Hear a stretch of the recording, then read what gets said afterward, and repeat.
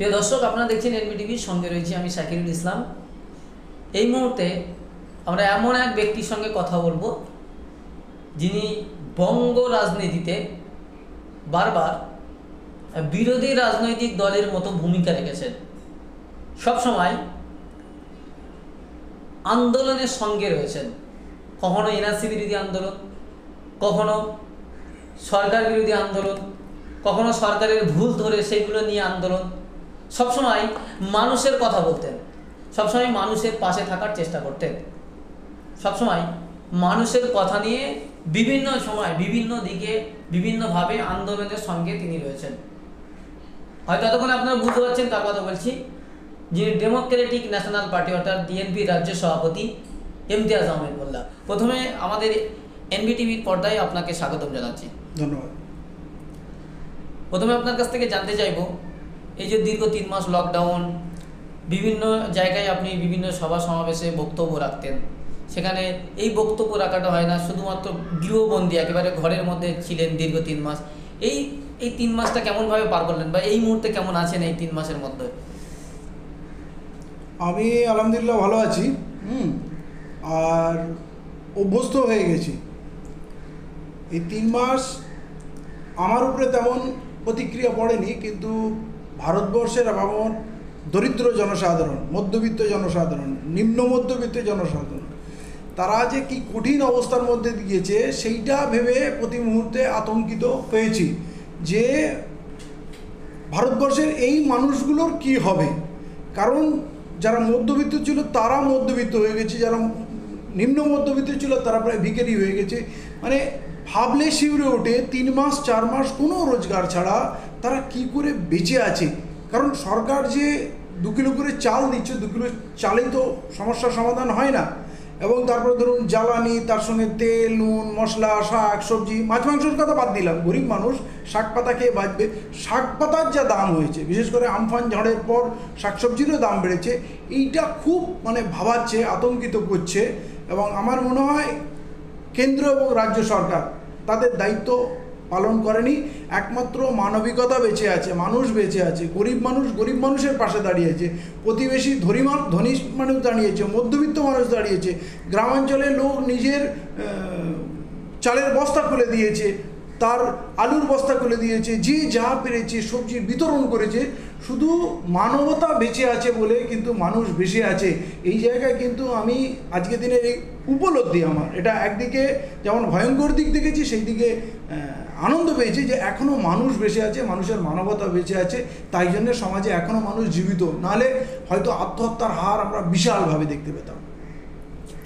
আমরা দেখছি যে একদিকে লকডাউন করোনা ভাইরাসকে রুখতে, অন্যদিকে আবার আমফান, 2 দিক দিয়ে আপনি যে বললেন মানুষ কষ্ট আছে, এই 2 দিক দিয়ে কিন্তু মানুষের আরও সংকট দেখা দিয়েছে, আর্থিক সংকট দেখা দিয়েছে। এটা নিয়ে কি বলবেন? সেই জায়গায় দাঁড়িয়ে সরকার যে আমফানে ক্ষতিগ্রস্ত হয়েছে, এটা তো আজকে একটা বাস্তব সত্য। এতদিন থেকে আমরা বারবার গলা ফাটাচ্ছি, 2011 সাল থেকে তার আগে থেকেই বলার চেষ্টা করছি কি বলবেন এটা যে তৃণমূল দল এবং এটার জন্য বিজেপি দল এরা সবাই হচ্ছে দুর্নীতিগ্রস্ত, আপাদমস্তক দুর্নীতিগ্রস্ত। উনি রাজনীতিতে তাদের আমরা ভোট দিয়ে ক্ষমতায় এনেছি, আমাদের তো আজকে এটা ভুগতেই হবে। পঞ্চায়েত স্তরে আমাদের তো এই দুর্যোগের সময় যারা সবচেয়ে আনন্দে এবং সেখানে একেবারে ক্রিমিনালদের হাতে যখন পঞ্চায়েত নির্বাচনটা চলে গেল, তারা বন্দুক বোমা নিয়ে বিডিও অফিসে দাঁড়িয়ে আছে, কাউকে আমরা ঢুকতেই দেবো না, একচেটিয়া নমিনেশনই ভরতে দেবো না। তাহলে এই ক্রিমিনালরা যখন পঞ্চায়েত দখল করলো, এমনকি বহু জায়গা দেখেছে ক্রিমিনালরা টিকিট পায়নি বলে তৃণমূল করে, তারা ইলেকশন লড়লো, তারা গুন্ডাগার্দি করে জিতলো, আবার তাদেরকে অ্যাকসেপ্ট করা হলো তৃণমূলে। মানে যে গায়ের জোরে জিতে আসবে তারা সব তৃণমূলে হবে। অতএব এদের তো কোনো নীতি, আদর্শ, চরিত্র বলে কিছু নেই। খালি যদি শ্রীমতী মমতা বন্দ্যোপাধ্যায় যেন তেনভাবে যে পঞ্চায়েতটা আমার দখলে থাকবে, তাহলে সব ডাকাতরা, সব গুন্ডারা পুলিশকে নিষ্ক্রিয় করে দিয়েছে। বরঞ্চ তৃণমূলের লোক মার খেলে পুলিশ ময়দানে এসে লড়ছে। এগুলো আজকের দিনে লুকোনোর কিছু নেই। এই যে ব্যবস্থা, পুরো ক্রিমিনালাইজেশন যে হয়েছে, দুর্বৃত্তায়ন হয়েছে, তো তারা তো লুটে ফুটে খাবে। মমতা বন্দ্যোপাধ্যায় এখন যতই উনি রিলিফ অপারেশন পাঠান, ওনার বিডিও অফিসার থেকে আরম্ভ করে থানার পুলিশ অফিসার থেকে আরম্ভ করে সবাই এত কারাপশানে ডুবে আছে যে উনি যত টাকাই পাঠান না কেন সেগুলো সব লুট হয়ে যাবে। তাই আপনারা দেখছেন চতুর্দিকে বুক, যাদের পাকা 3তলা বাড়ি, সেই বাড়ির একই বাড়ির 6জন 7জন করে নিয়ে নিচ্ছে সরকারি সাহায্য, আর গ্রামে যাদের ছাদ উঠে গেছে, বাড়ি ভেঙে গেছে, ভেসে গেছে, তারা কিছুই পাচ্ছে না। অতএব এখানে মমতা বন্দ্যোপাধ্যায়ের করার কিছু নেই, উনি সিস্টেমটাকে পুরো তছনছ করে দিয়েছেন, ধ্বংস করে দিয়েছেন। এখানে ভদ্রলোকের কোনো জায়গা নেই, তাই আজকে এই অবস্থা। আর দেখছি যে গোটা দেশে করোনা সংক্রমণ দিন দিন বৃদ্ধি পাচ্ছে। একই দিনে 20,000-এর বেশি করোনা সংক্রমণ রিসেন্টলি আমাদের রাজ্যে। গতকালকে 1500 প্লাস করোনা আক্রমণ হয়েছে এবং 30 জন মারা গেছে করোনা সংক্রমণে। প্রতিনিয়ত বাড়ছে গোটা ভারতবর্ষের যে সিচুয়েশন, এখন করোনা সংক্রমণের 3 নম্বর দেশ, আগামীতে হয়তো একদিনে চলে যাবে 1 নম্বরে যাবে। তো এই যে 2 রাজ্য এবং কেন্দ্র, এই যে করোনা দিন দিন বৃদ্ধি পাচ্ছে রাজ্যে এবং দেশে, তখনও অমিত শাহ বলছে যে আমরা করোনা মোকাবিলায় পৃথিবীর অন্যান্য দেশের সঙ্গে আমরা পাল্লা দিয়ে লড়ছি। কি বলবেন এটা নিয়ে? দেখুন, করোনা সংক্রমণে যদি সরকার আটকাতে পারত করোনা সংক্রমণ, সেটা হতো সরকারের কৃতিত্ব। করোনা সংক্রমণ হওয়ার পর মানুষ যেটা মরছে না, মৃত্যুর হার কম, তার প্রধান কারণ হচ্ছে ভারতবর্ষের তাপমাত্রা বেশি। উষ্ণায়নের জন্য করোনা অত এফেক্টিভ হতে পারেনি, অত মারাত্মক রূপ ধারণ করেনি। আর তার থেকে বড় কথা, ভারতবর্ষ গরিব মানুষের দেশ, অত্যন্ত কায়িক পরিশ্রম করে। আর যারা অত্যন্ত কায়িক পরিশ্রম করে, রোদ জল বৃষ্টি ঝড় ঝণ্ডার মধ্যে দিন রাত পরিশ্রম করে, তারা শারীরিকভাবে অনেক শক্তিশালী হয়, তাদের মধ্যে ইমিউনিটি পাওয়ার বা রোগ প্রতিষেধক ক্ষমতা অনেক বেশি হয়। তো সেইটারও নিশ্চয়ই কৃতিত্ব মোদি অমিত শাহ যদি নেয়, তাহলে সেটা চরম অন্যায় হবে। এই গরিব মানুষ যে ওই মাঠে ঘাটে খেটে বর্ষা বৃষ্টিতে জ্বলে পুড়ে চাষ করে, শ্রমিকরা কলকারখানায় চাষ করে, তাই এদের সামান্য কোনো ব্যাকটেরিয়া, সামান্য কোনো ভাইরাস এদেরকে ঘায়েল করতে পারেনি। এই মেহনতি মানুষের ইমিউনিটি পাওয়ার, লড়াই করার যে ক্ষমতা, বেঁচে থাকার ক্ষমতা, এই কারণেই কিন্তু ভারতবর্ষের মৃত্যুর হার কম। আর যেটা বললেন ভারতবর্ষ 3য় স্থানে এসছে, আগামী দিনে হয়তো 2য় বা 1 নম্বরে যাবে, তার মূল কারণ আজকের দিনে এটা তো আজকে একটা বাস্তব সত্য। এতদিন থেকে আমরা বারবার গলা ফাটাচ্ছি 2011 ইউরোপের বিভীষিকা দেখার পর আমরা সুযোগ পেয়েছিলাম জানুয়ারিতে, যখন জানতে পারলাম, তখন কিন্তু সরকার বিজেপি দল এরা সবাই হচ্ছে দুর্নীতিগ্রস্ত, আপাদমস্তক বিদেশ থেকে করোনা এনে ভারতবর্ষে, সুতরাং তাদের আমরা ভোট ক্ষমতায় এনেছি, আমাদের তো আজকে এটা ভুগতেই হবে। বিদেশ থেকে যদি আমরা 2 মাস আগে, আরো 2 মাস আগের সময় যারা সবচেয়ে আনন্দে বন্ধ করতে পারতাম, বিদেশিরা বিদেশেই থাকবে। হ্যাঁ, আর আজকে যেমন লোক আমার পরিযায়ী শ্রমিকরা দিল্লি বোম্বাই গুজরাটে ফেসেছিল, তখন কি মানবতা ছিল না? তাদের কষ্টটা তো দেখা হয়নি। অতএব যারা বিদেশে ছিল, তারা যদি বিদেশে থাকতো, ভারতবর্ষে করোনা আসতেই পারতো না। আর যদি প্লেন আসতো, তাদের যদি টেস্ট করে, কোয়ারেন্টাইন করে, ট্রিটমেন্ট করে তাদের যদি বাড়ি পাঠানো হতো, তাহলে কি এত লক্ষ 9 লক্ষ প্রায় ছাড়িয়ে গেছে। এই করোনা হওয়া সম্ভব ছিল না। প্রথমত বিদেশ থেকে আনলো, তারপরে পরিযায়ী শ্রমিকরা ভিন্ন রাজ্যের শহরগুলোতে একটা কারখানায় 50-100 জন লোক আবদ্ধ হয়ে থাকলো। অতএব সেই জায়গায় ওই লোকগুলো আক্রান্ত হলো, তারপরে তারা করোনায় ভরপুর হয়ে তাদের গ্রামের বাড়ি, দেশের বাড়ি যাচ্ছে। বাংলা তথা ভারতবর্ষের ঘরে ঘরে করোনা ছড়ানোর, মানে সরকারের যতগুলো পরিকল্পনা হয়েছে সবগুলো করোনাকে ছড়িয়ে দিতে সাহায্যকারী হয়েছে। আর টেস্টিং কত হয়েছে, ট্রিটমেন্টের কী ব্যবস্থা হয়েছে, কোয়ারেন্টাইনে আমরা দেখছি না স্বাস্থ্য পরিষেবা আছে, না সেখানে পরিচ্ছন্নতা আছে, না সেখানে খাবারের ব্যবস্থা আছে। তো বরঞ্চ যাদেরকে করোনা ডাউটফুল বলে সেখানে কোয়ারেন্টাইনে পাঠানো হচ্ছে, চিকিৎসার জন্য যেখানে রাখা হচ্ছে, তারা সেখানে গিয়ে আরও বেশি এফেক্টেড হচ্ছে, তাদের মৃত্যুর মুখে ঠেলে দেওয়া হচ্ছে। অথচ কোনো সচেতনতা নেই, মানে এরিয়া ওয়াইজ যে আইডেন্টিফাই করা যে কোন এলাকায় করোনা আছে, সেই মানুষগুলোকে টেস্ট করে তাদের সেপারেট করা। তো সোসাইটিতে কার কাছে কত করোনা আছে আমরা বুঝতে পারছি না, ওদের পুরোটা ম্যাসাকার হয়ে গেল। অথচ চায়না আমাদের সামনে উদাহরণ, তাদেরও পপুলেশন আমাদের থেকে বেশি, তারা কন্ট্রোল করতে পারলো। আর আমাদের দেশে কেরালা একটা উদাহরণ, তারাও কন্ট্রোল করতে পারলো। তাহলে ভারত সরকারের সম্পূর্ণ এখানে ব্যর্থতা। আসলে অমিত শাহ মোদি এরা মিথ্যা কথা বলতে অভ্যস্ত, এরা চরম মানে বিভীষিকার মধ্যে দাঁড়িয়েও তারা কৃতিত্ব দাবি করছে। তো এরা নির্লজ্জ, এদের আর কি বলতে পারি। আপনারা বারবার বলেন যে আমরা বিজেপির বিরুদ্ধে লড়াই করব, অথচ আপনাদের বক্তব্য, আপনাদের কথাগুলো সব সময় দেখা যায় বেশিরভাগ তৃণমূল বিরোধী বা রাজ্য সরকার বিরুদ্ধে। কেন এটা হয়? আপনারা বলেন বিজেপির বিরুদ্ধে লড়াই করবো, কিন্তু কথাবার্তাগুলো আপনাদের বিজেপির বিরুদ্ধে আমরা নির্মমভাবে আক্রমণ করি, এইটা যদি বলা যায় বিজেপির বিরুদ্ধে নয়, তবে আমাদের ডিফারেন্স হচ্ছে কি, কিছু মানুষ আছে শুধু বিজেপিকে আক্রমণ করে আর পশ্চিমবাংলার সরকারের নেক নজরে থাকতে চায়। আমরা ডিফারেন্ট, আমরা পশ্চিমবঙ্গ সরকারও যদি ভুল করে, অন্যায় করে, আমরা ছেড়ে কথা বলবো না। এইটা আমাদের পলিসি। মানুষের উপরে যদি আক্রমণ হয়, শোষণ হয়, বঞ্চনা হয়, আমরা কাউকে ছেড়ে কথা বলবো না। আমাদের 1 নম্বর শত্রু বিজেপি, কিন্তু তার মানে এই নয় যে আমরা ক্লিন চিট দেবো শ্রীমতী মমতা বন্দ্যোপাধ্যায়কে বা পশ্চিমবঙ্গ সরকারকে। আমরা ক্লিন চিট দিতে রাজি না।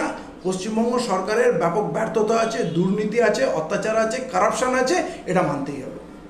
2021 বিধানসভা আসছে সামনে আগামীতে, কি ভাবছেন রাজনীতি নিয়ে আপনার দল বা আপনি কি ভাবছেন?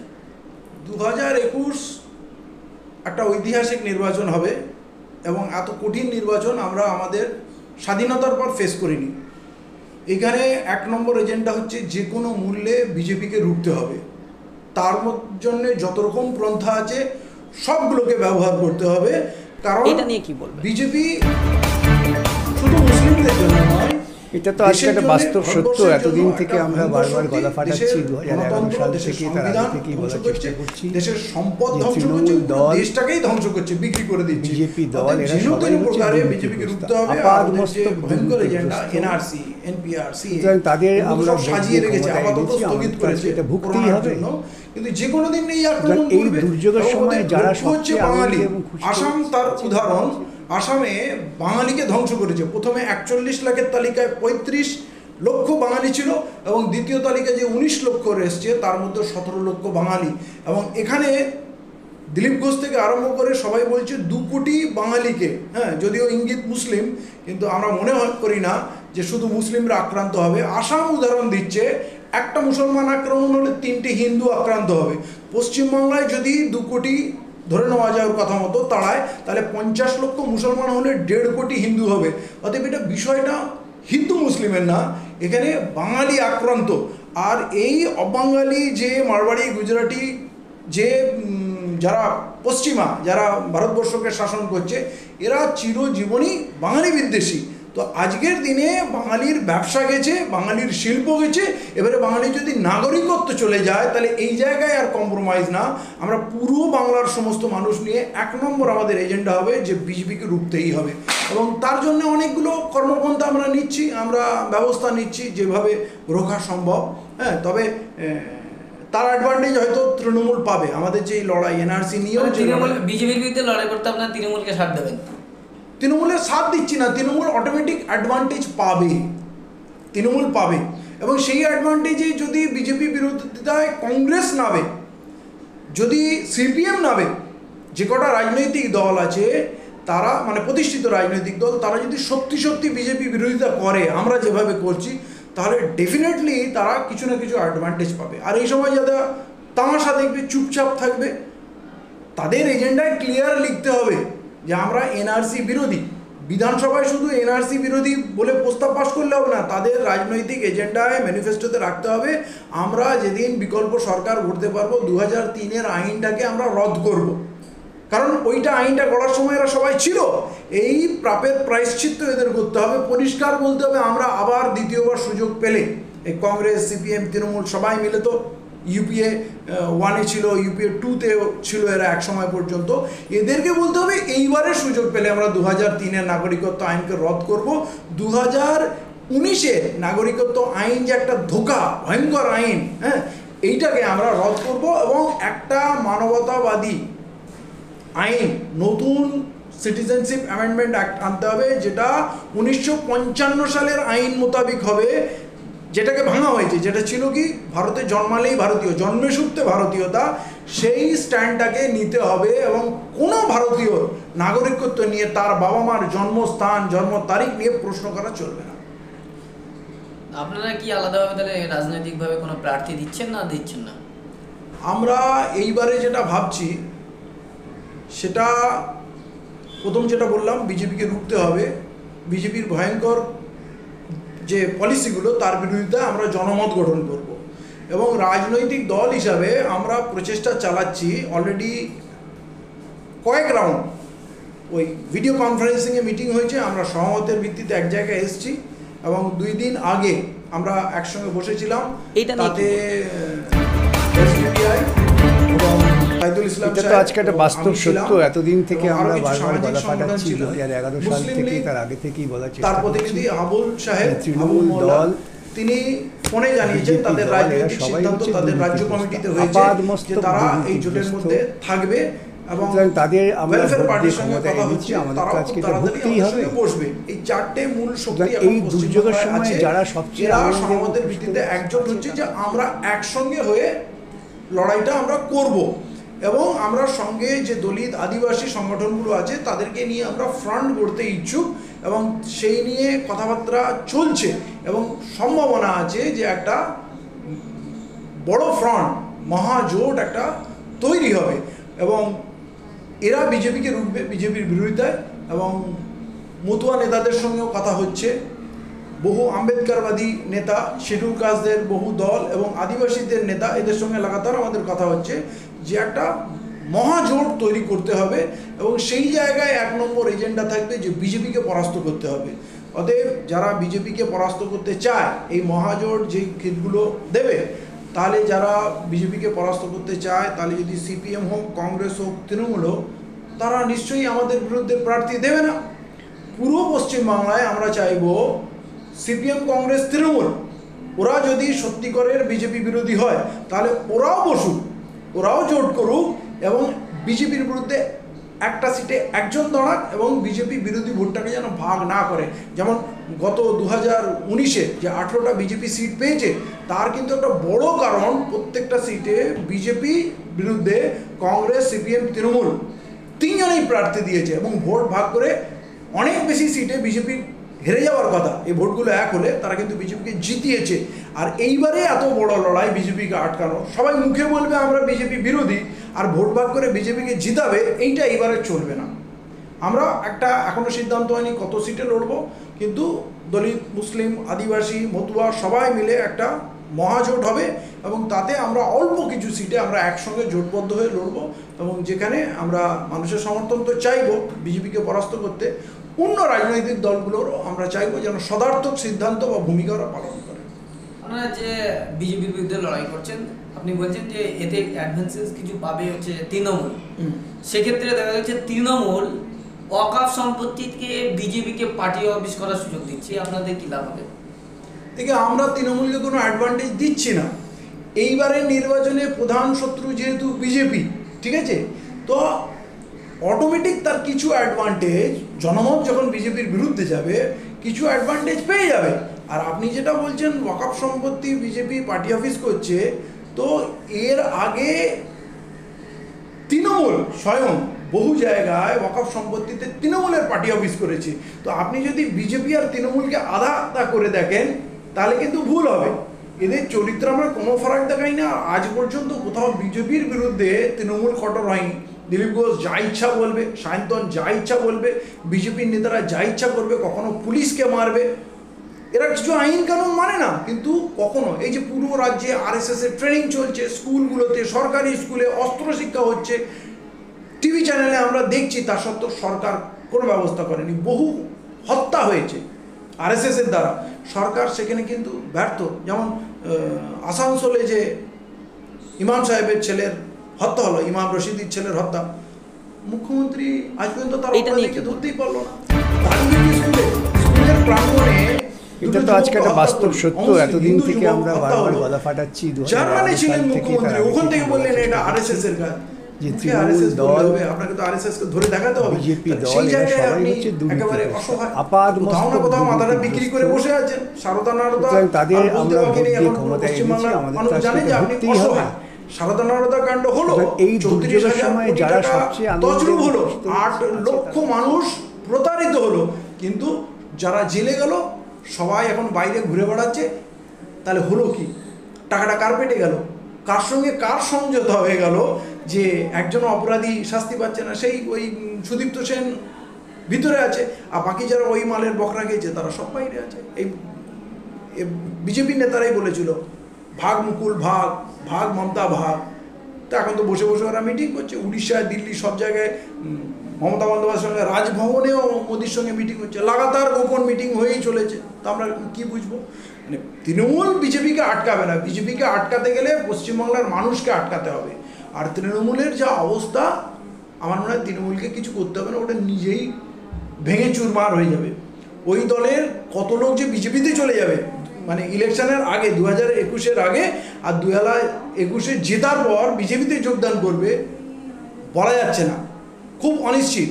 এবং শ্রীমতী মমতা বন্দ্যোপাধ্যায় নিজে কী করবে আমরা বুঝতে পারছি না। যেমন উনি মণিপুরে বিজেপিকে সাহায্য করে আসছেন, এর আগে 3 বার ক্যাবিনেট মিনিস্টার হয়েছেন বাজপেয়ীর সময়। উনি যে কোন দিন তৃণমূল ছেড়ে বিজেপিতে জয়েন করবেন বা সমঝোতা করে নেবেন সেটাই এখন অনিশ্চিত, বিশ্বাস করতে পারছে না ওনাকে। রাজ্য সরকার তৃণমূল প্রার্থী দিচ্ছে, সিপিএম প্রার্থী দিচ্ছে, কংগ্রেস প্রার্থী দিচ্ছে, তারপরে আপনারাও যদি আলাদাভাবে ফের প্রার্থী দেন তাহলে তো বিজেপির সেই সুবিধা হলো, তাহলে সব ভোট তো ভাগ হয়ে যাচ্ছে। তাহলে এইটা আপনারা বিজেপিতে আটকাতে চাইছেন বিজেপিকে, অথচ সেই আপনাদের ভোটগুলো বিভিন্নভাবে বিভক্ত হচ্ছে, তাহলে তো সুবিধা সেই বিজেপিরই হলো। 294টা সিট আছে পশ্চিমবাংলায়, রাজ্য সরকার গঠন করার জন্য 148টা লাগে। তো আমরা যদি কেউ নির্বাচন নাও করি তো বিজেপি তো জিতবে। 18টা যারা এমপি জিতেছে ভোটের ক্যালকুলেশনে দেখাচ্ছে 122-23টা সিট অলরেডি বিজেপি জিতে আছে, কিন্তু আমাদের জন্য কোথাও বিজেপি জেতে না। আপনি যদি স্ট্যাটিস্টিক্স দেখেন, আমরা যেখানে ইলেকশন লড়েছি বা আমাদের সহযোগী যাদেরকে বলছি এসডিপিআই, ওয়েলফেয়ার, এরা যেই সিটগুলোতে লড়ে সেই সিটগুলোতে বিজেপি কখনো জেতে না। অতএব এই অপবাদটা আমাদের দিয়ে লাভ নেই। যেই জায়গায় তৃণমূল, সিপিএম, কংগ্রেস এরা সবাই লড়ে সেই সিটগুলোতে হয়তো বিজেপি জেতে, আমাদের জন্য জেতে না। আমরা কিছু প্রতিনিধি এই জন্যে দিতে চাচ্ছি কারণ আমরা ভুরি ভুরি ক্যান্ডিডেট, মুসলিম ক্যান্ডিডেট, দলিত ক্যান্ডিডেট, আদিবাসী ক্যান্ডিডেট কখনো তৃণমূলের টিকিটে জিতে যায়, কখনো কংগ্রেসের যায়, কখনো সিপিএমের প্রতিনিধি হয়ে যায়, ঠিক আছে। কিন্তু এই মানুষগুলো কখনোই বিধানসভায় দাঁড়িয়ে বা লোকসভায় দাঁড়িয়ে আমাদের উপরে যত বড় বিপদ আসুক, যত হয়রানি হোক, যত দুর্দশা হোক, কোনোদিন এরা মুখ খুলতে পারেনি। আপনার কাছে সিদ্দিকুল্লাহ চৌধুরীর মতো লোক আছে, রাজ্জাক মোল্লার মতো লোক আছে, ইদ্রিস আলীর মতো লোক আছে, কেউ একটা কথা বলতে পারেনি। অতএব আমরা এই জন্যই চাচ্ছি যে আমাদের নিজের কিছু প্রতিনিধি অন্তত বিধানসভায় যেতেই হবে যেখানে আমাদের কথা তারা বলতে পারবে। এইটা হচ্ছে বাস্তব, নাহলে কিন্তু আমরা হারিয়ে যাব। আমরা যাকেই ভোট দিই না কেন আমাদের কথা কেউ বলে না। অনেকে বলছেন যে সিদ্দিকুল্লাহ চৌধুরী একসময় আপনাদের মতো আন্দোলন করেছিলেন, বড় মুভমেন্ট তৈরি করেছিল, যে সিদ্দিকুল্লাহ চৌধুরী রাজনৈতিকভাবে লড়াইও করেছিল, এই শেষ পর্যন্ত তৃণমূলে গেল। আপনারাও কি একটা এটা তো আজকে একটা বাস্তব সত্য। এতদিন থেকে আমরা বারবার গলা ফাটাচ্ছি, 2011 সাল থেকে তার আগে আপনার কথাটা 100% সত্য যে তৃণমূল দল, আগে সিদ্দিকুল্লাহ বিজেপি দল, এরা সবাই হচ্ছে দুর্নীতিগ্রস্ত, আপাদ মস্তক দুর্নীতিগ্রস্ত। রাজ্জাক মোল্লা তাদের আমরা ভোট দিয়ে ক্ষমতায় এনেছি, আমাদের তো আজকে এটা ভুগতেই হবে। যে তৃণমূলের বিরুদ্ধে এতদিন কথা এই দুর্যোগের সময় যারা সবচেয়ে আনন্দে, তো এরকম চরিত্র এখনো সমাজে আছে যারা একটা টিকিটের লোভে ছুটে বেড়াচ্ছে, কিন্তু আমরা আলাদা। সিদ্দিকুল্লাহ চৌধুরী যদি কথা বলেন, সিদ্দিকুল্লাহ চৌধুরীর কংগ্রেসের থেকে ওনার জীবন শুরু, ঠিক আছে। এবং সিদ্দিকুল্লাহ চৌধুরী জীবনে কখনো জমিয়েতে থাকা অবস্থায় মুসলিম মিল্লাতের এত বড় নেতা, এবং যখন উনি প্রথমে পিডিসিআই করেন, তারপরে যখন ইউডিএফ করেন, ওনাকে কিন্তু কখনো কোনো দলিত সংগঠন বা আদার মুসলিম সংগঠনের সঙ্গে কখনো জোট করতে দেখেননি। ওনার সব আন্দোলনের কিন্তু একটাই উদ্দেশ্য ছিল কবে ওখান থেকে ডাক আসবে, ঠিক আছে। তো সেই কারণেই যখন ওনার ডাক আসলো উনি ডাকে চলে গেলেন। কিন্তু আমরা জীবনে কখনো সিপিএম, কংগ্রেস, তৃণমূল কারোর সঙ্গে কখনো কোনো সমঝোতা করি না, ওদের সঙ্গে সম্বর্ধন করি না, ওদেরকে সম্বর্ধনা দিই না। যেই সমস্ত লোকগুলো দেখবেন কখনো পার্থ চ্যাটার্জি, কখনো মুকুল রায়কে সম্বর্ধনা দিচ্ছে নিজের মঞ্চে এনে, বিশেষ করে বেশ কিছু সংখ্যালঘু অরাজনৈতিক সংগঠন আছে যারা এই চামচাগিরি দালালিতে লেগে আছে, যারা মুসলিম মিল্লাতের কথা বলে, আবার ওই পার্থ চ্যাটার্জির সঙ্গে আর মুকুল রায়ের সঙ্গে, মমতা বন্দ্যোপাধ্যায়ের সঙ্গে দোস্তি রাখার চেষ্টা করে। এগুলো হচ্ছে দালাল আইডেন্টিফাই করার মোক্ষম একটা ফর্মুলা। কিন্তু আমাদের কোনোদিন এই ধরনের নেতাগুলোর ধারে কাছেও দেখবেন না, ছবি পর্যন্ত আপনি জোগাড় করতে পারবেন না। আমরা মরে যাব কিন্তু কোনোদিন বিক্রি হব। দেখছি যে এই এনআরসি বিরোধী আন্দোলনকারীর মধ্যে বিশেষ কয়েকজন যুবক ছাত্র নেতা, যুব নেতাদেরকে দিল্লির বাইরে ইউপিতে গ্রেপ্তার করা হয়েছে। শারজিল উসমানীকে গ্রেপ্তার করা হয়েছে, সাবুরা জারগারকে, যে একজন প্রেগনেন্ট মহিলা, তারপরে ডক্টর কাফিল খানকে, অনেককেই গ্রেপ্তার করা হচ্ছে। এই নিয়ে অনেকেই ছিল এনআরসি বিরোধী, অনেক রাজনৈতিক দলগুলো, তারা মুখ খুলছেন না। একমাত্র যারাই জেলখানায় আছে তাদের সাথী সঙ্গীরা ছাড়া বাকি কেউ তাদের নিয়ে মুখ খুলছে না। কি বলবেন এটা দিয়ে? যদি কেউ এদের পক্ষে না দাঁড়ায়, মুখ না খোলে, এটা খুব দুর্ভাগ্যজনক। তাহলে তাদেরকে বলতে হবে তারা এনআরসির আন্দোলনের নামে নিজেদের ছবি উজ্জ্বল করার চেষ্টা করেছে। আমার সহযোদ্ধা একই আন্দোলনের সাথী, তার পক্ষে যদি না দাঁড়ায় তাহলে এটা বলতে হবে যে এটা একটা সংগঠনের নামে এরা বাজার করেছে, প্রোফাইল তৈরি করেছে। এরা যদি নীরব থাকে এটা, তবে এটা ঠিক লক্ষ লক্ষ মানুষ প্রতিবাদ করছে, হাজার হাজার সংগঠন প্রতিবাদ করছে। আমার মনে হয় কাফিল খানের জন্য আর জাফরা সরকারের জন্য হিন্দু মুসলিম নির্বিশেষে পুরো ভারতবর্ষে যে প্রতিবাদ হয়েছে সেটা একটা দৃষ্টান্ত। সার্জিল ইমামের পক্ষে হয়তো প্রতিবাদটা একটু কম হয়েছে, কারণ ওকে যে অ্যাঙ্গেলে ফ্রেম করেছিল দেশদ্রোহিতা, তাতে অনেকে শঙ্কিত হয়েছিল কি না কি বলেছে। কিন্তু সাফুরা জারগারের তো কোনো ভুল ত্রুটি পাবে না। আর কাফিল খান তো এনআরসি আন্দোলনের জন্য একটা মানবতার একটা রূপ, যে গরিব মানুষদের, বিশেষ করে একেবারে বস্তি থাকা মানুষগুলোকে, এবং তার হাসপাতালে চিকিৎসক হিসাবে থাকা অবস্থায় নিজস্ব ব্যক্তিগত টাকা দিয়ে অক্সিজেন এনে বাচ্চাগুলোকে বাঁচার চেষ্টা করেছে। মানে এইটা কাফিল খানের উপরে আক্রমণ পুরো ভারতবর্ষের লজ্জা। পুরো পৃথিবী ছিচি করছে যে কাফিল খানের মতো একটা মানবতাবাদী মানুষ, যা গরিব মানুষের হৃদয়ে যার স্থান, সেই লোকটাকে তো আজকে একটা বাস্তব সত্য। এতদিন থেকে আমরা বারবার গলা ফাটাচ্ছি, 2011 সাল থেকে, তার আগে থেকেই তবে এইটা দেখে আশ্বস্ত হচ্ছে যে তৃণমূল দল, তার পাশে দাঁড়াচ্ছে, প্রতিবাদ করছে। বিজেপি দল, এরা এই সময় এদের পাশে যদি মানুষ না দাঁড়ায়, প্রতিবাদ না করে, তাহলে আমার মনে হয় তারা নিজের বিবেকের কাছে তাদের আমরা ভোট দিয়ে ক্ষমতায় এনেছি, আমাদের কাছে এটা ভুগতেই হবে।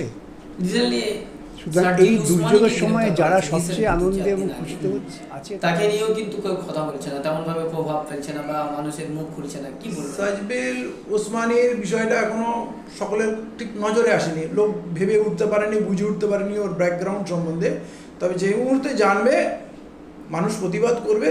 তবে একটা হচ্ছে কি জানো তো, প্রতিবাদ করতে করতে মানুষ হতাশ হয়ে যাচ্ছে, প্রতিবাদ করতে করতে মানুষ ক্লান্ত হয়ে যাচ্ছে। এর পিছনে একটা বড় হতাশা কাজ করছে। যেমন ধরুন বারবারা সাহেব, তারপরে ধরুন আরও এর আগে অনেক গৌরী লঙ্কেশের হত্যা, এবং অনেকগুলো ঘটনার পুরো সামগ্রিক দেশে যেভাবে মানুষের জনগণের অধিকার হনন করা হচ্ছে। যেমন লেবার অ্যাক্টকে একেবারে ধ্বংস করে দেওয়া হলো। লকডাউনের ক্ষেত্রে দেশের মানুষের খাবার দিতে এই সরকার যেভাবে কার্পণ্যতা করলো, এবং মোদি PM কেয়ার্সের নামে যেমন লুট চালালো, এটা মানুষকে ভিতর থেকে ভেঙে দিচ্ছে, হতাশ করে দিচ্ছে। তাহলে শেষ কোথায়? একটা সরকার, তার তো কিছু নীতি থাকবে, আদর্শ থাকবে, একটা লজ্জা থাকবে। যেভাবে পুলিশকে 8 জন প্লাস 2 জন হাসপাতাল, 10 জনকে হত্যা করা হলো, এবং তারপরে যখন পুরো ভারতবর্ষ উত্তাল হলো, তখন কি সিম্পল তাদের ধরে এনে তাদের মেরে দেওয়া হলো। গল্পটা ওখানে শেষ করে দেওয়া হলো। ওদের যারা মাথা, তারাই ওকে শেষ করলো। যোগীর ছবি, অমিত শাহর ছবি ওদের সঙ্গে দেখা গেছে। এদের প্রশ্রয় তো এরা এত বড় হয়েছে, 60খানা করে ভয়ঙ্কর কেস এদের উপরে, আর এরা বহাল তবিয়তে ঘুরে বেড়ায়। পুলিশ আসছে, পুলিশকে খুন করছে। খুন মানে কি? হাত পা কেটে, মুন্ডু কেটে তাদেরকে খুন করছে, ভাবা যায়। আর তার পিছনে কারা আছে খোলাসা হবে না। চীনের হাতে আমাদের সৈনিকরা বিভৎসভাবে মার খাচ্ছে। এই প্রত্যেকটা ঘটনা, যেমন রেল লাইনগুলো সরকার নিয়ম মেনটেন করবে, আর রেলের সার্ভিসগুলো টিকিট বিক্রি করে ব্যবসা করে কোম্পানি খাবে। তাহলে আমাদের যে রেল ব্যবস্থা, এতদিন যে টিকিট বিক্রির ব্যবস্থা ছিল, সংস্থা ছিল, আমরা কি আর টিকিট বিক্রি করতে পারছি না? যে টিকিট বিক্রি করার জন্য প্রাইভেট কনসার্নকে দেবো। BSNL টাওয়ারগুলো আমাদের থাকবে, সরকারের থাকবে, এবার ব্যবসাগুলো জিওর হবে। এই প্রত্যেকটা ঘটনা, LICর ফান্ড উড়িয়ে দেওয়া, রিজার্ভ ব্যাংকের গোল্ড ফান্ড উড়িয়ে দেওয়া, সব ব্যাংকগুলোকে বন্ধ করিয়ে দেওয়া, 10টা ব্যাংকে গুটিয়ে 4টে ব্যাংক করা, দেনার পর দেনা বেড়ে চলেছে। তার উপরে করোনার মৃত্যুর বিভীষিকা। তাহলে মানুষ ভিতর থেকে কিন্তু ভেঙে গেছে একেবারে, যে প্রতিবাদ করবে। হতাশার মধ্যে থেকে হয়তো কিছু মানুষ প্রতিবাদ করছে, কিন্তু যারা প্রতিবাদও করছে তাদেরও গ্রাস করছে হয়তো কোন দিন কাকে আবার অ্যারেস্ট করে নেবে। এই ভয়, আতঙ্ক মানুষকে গ্রাস করছে। তো এই কারণে মনে হয় যেই পর্যায়ে গিয়ে হতো, এটা হয়তো লকডাউন না থাকলে হয়তো হাজার হাজার মানুষ পথে নামতো, অনেক অন্য ধরনের কর্মকাণ্ড হতো, বিক্ষোভ অনেক জোরালো হতো, সব দিক থেকে তো বেঁধে দিয়েছে। কোনো হল, অডিটোরিয়াম, ময়দান কোথাও আপনি জমায়েত হতে পারবেন না। তাহলে কি ভারতবর্ষে মানে প্রতিবাদের আওয়াজটা কম বন্ধ হতে চলেছে?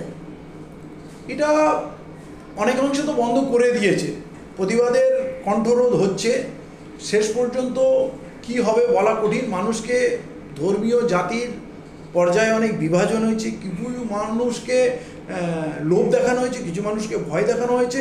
তবে আমার বিশ্বাস এই বাংলা তথা দেশ ঘুরে দাঁড়াবে। এইটা নিয়ে কি বলবে? অনেক পরাক্রমশালী শক্তির বিরুদ্ধে লড়াই করে এটা তো আজকে একটা বাস্তব সত্য। এতদিন থেকে আমরা বারবার গলা ফাটাচ্ছি, 2011 সাল থেকে মানুষ হয়তো যে ধৈর্য দেখাচ্ছে, হয়তো করোনা নিয়ে ভাবছে যে করোনার কারণেই হয়তো আমাদের আরো ধৈর্য ধরা উচিত। এটা সকলের মঙ্গলের জন্য, কারণ সংখ্যাটা বাড়ছে, সবাই ভাবছে আরেকটু ধৈর্য ধরা উচিত। আমার মনে হয় একটা সময় এই করোনার যে ভাঁওতা, সময় যারা সবচেয়ে এই করোনার ভাঁওতা, মানে করোনা যখন 500 ছিল তখন সব লকডাউন ছিল, মানে রাস্তায় পুলিশ পিটিয়ে পিটিয়ে মানুষকে মেরে ফেলছে, ঘর থেকে বাইরে বেরোনো যাবে না। আর এখন যেটা 9 লাখ হয়ে গেছে, এখন দেখুন হোটেল রেস্তোরাঁ সব খুলে যাচ্ছে, বাজার হাট লক্ষ লক্ষ মানুষ ঘুরে বেড়াচ্ছে, এখন আর রেস্ট্রিকশনের ব্যাপার নেই। তো কোথাও না কোথাও করোনাটাকে ইউজ করেছে মানুষের আন্দোলনমুখী যে মানুষ, এনআরসি নিয়ে যে আন্দোলন হচ্ছিল, সেইখানে মানুষকে জব্দ করার জন্য রাষ্ট্র কিন্তু পরিকল্পিতভাবে করোনাটা একটা হাতিয়ার হিসাবে ইউজ করেছে। কিন্তু এই করোনার হাতিয়ার, করোনার মানে এই ভাঁওতা, এটা চিরজীবন থাকবে না। কতদিন থাকবে? August, September, October, November, December, ঠিক আছে, একটা সময়। কিন্তু তারপরে কিন্তু ভারত বিস্ফোরক আকার ধারণ করবে। মানুষ কিন্তু মরার আগে লড়বে। আর যদি মনে করে বিজেপি আরএসএস মনে করে আমরা অনেক শক্তিশালী হয়ে গেছে, বা যদি সিপিএম, কংগ্রেস, তৃণমূল যদি মনে করে যে আমরা শুধু বিজেপির ভয় দেখেই আমাদের রাজনীতিক অস্তিত্ব বাঁচিয়ে রাখবো, ওদের বিরুদ্ধে লড়াইয়ে নামবো না, এখনো পর্যন্ত দেখুন মানে বড় আন্দোলন এনআরসি নিয়ে সিপিএম, কংগ্রেস, তৃণমূল করেনি, মানুষ করেছে। আপনার কফিল খানকে নিয়ে কোনো রাজনৈতিক দলের বড় মুভমেন্ট নেই।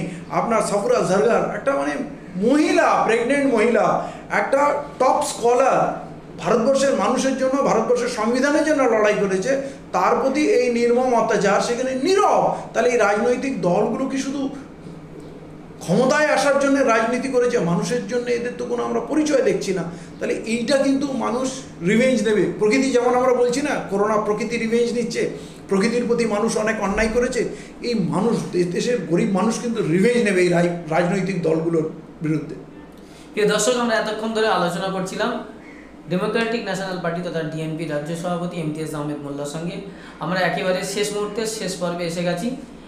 রাজ্যের কিন্তু বিজেপির দিন দিন উত্থান বাড়ছে, বিজেপি কিন্তু রাজ্যে শক্তি বাড়াতে লেগেছে। এমনকি ভাঙড়ের মতো জায়গায় সেখানে দিলীপ ঘোষ নিজে স্বয়ং আক্রান্ত হয়েছেন, তারপরে 1000 তৃণমূল কর্মীকে তার দলে জয়েন করাচ্ছেন।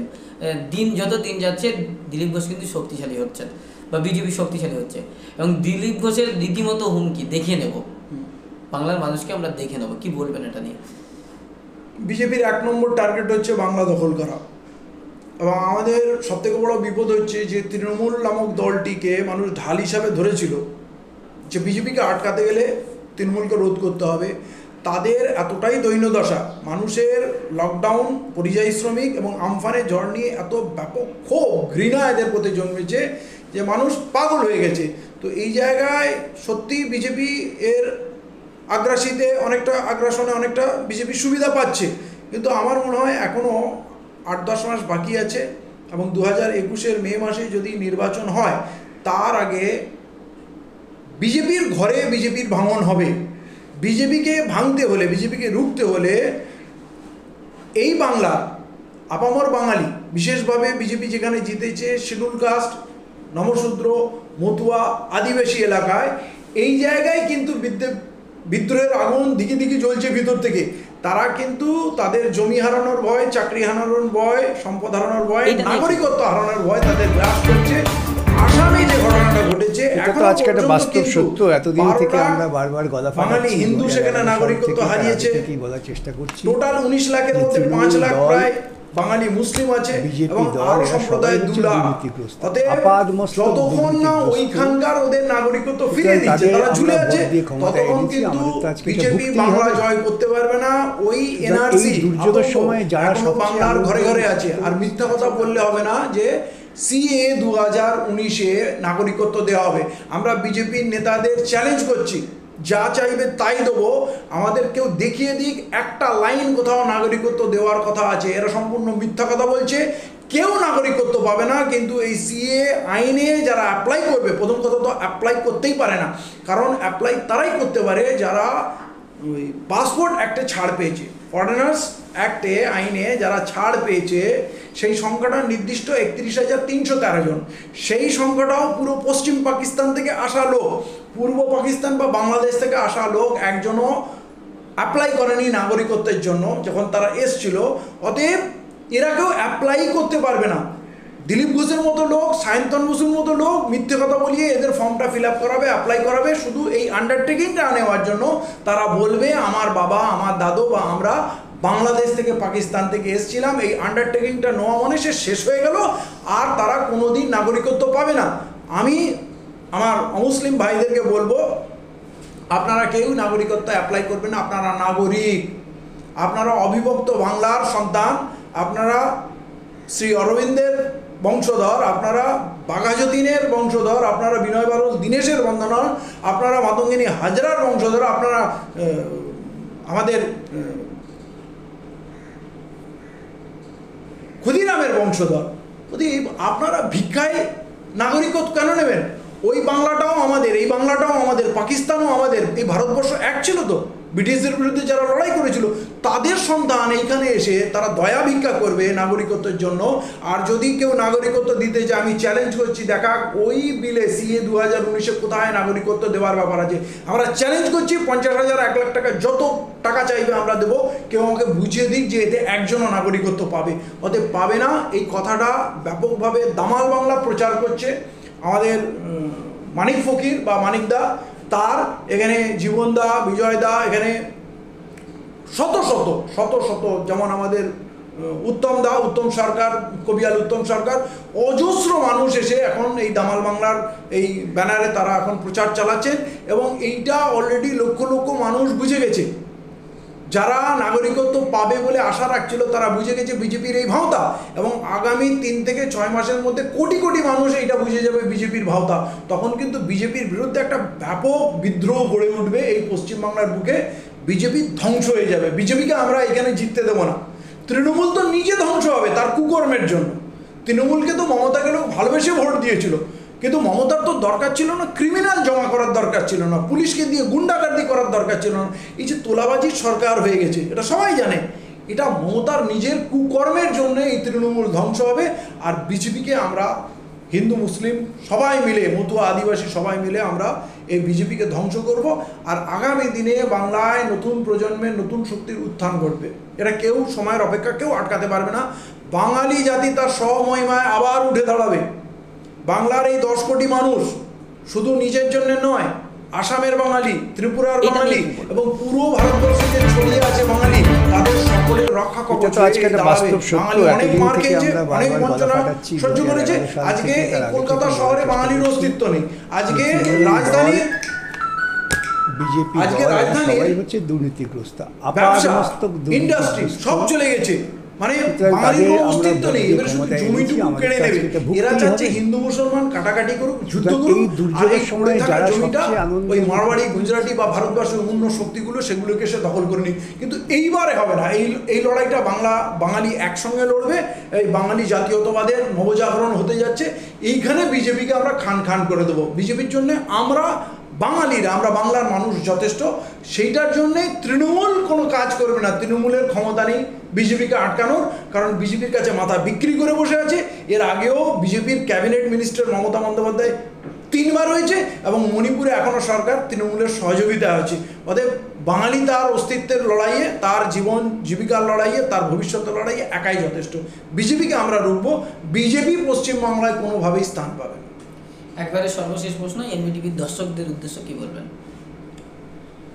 এনডিটিভির দর্শকদের আমরা এটাই বলবো, সাকিরুল বহুদিন ধরে লড়াই করছে এবং তার পুরো টিম লড়াই করছে, এবং আমার ধারণা পশ্চিমবাংলার সবথেকে নির্ভীক যদি চ্যানেল থাকে, সাহসী যদি চ্যানেল থাকে, তার জন্যে সাকিরুল বহুবার আক্রান্ত হয়েছে, পুলিশ আক্রমণ করেছে, ওর মোবাইল ভেঙেছে, মোবাইল কেড়ে নিয়েছে, ওর উপরে নির্মম অত্যাচার করেছে, আরএসএসের লোক আক্রমণ করেছে, প্রচুর হুমকি দিয়েছে, বহু লোক প্রচুর টাকা প্রলোভন দিয়েছে, কিন্তু এই সব কিছুর ঊর্ধ্বে উঠে এনবি নিউজ, যেটা আগে পিএম নিউজ নামে ওরা করতো, যেটাকে এনবিটিভি, সব থেকে স্বচ্ছ সাহসী প্রতিবাদী এই চ্যানেল।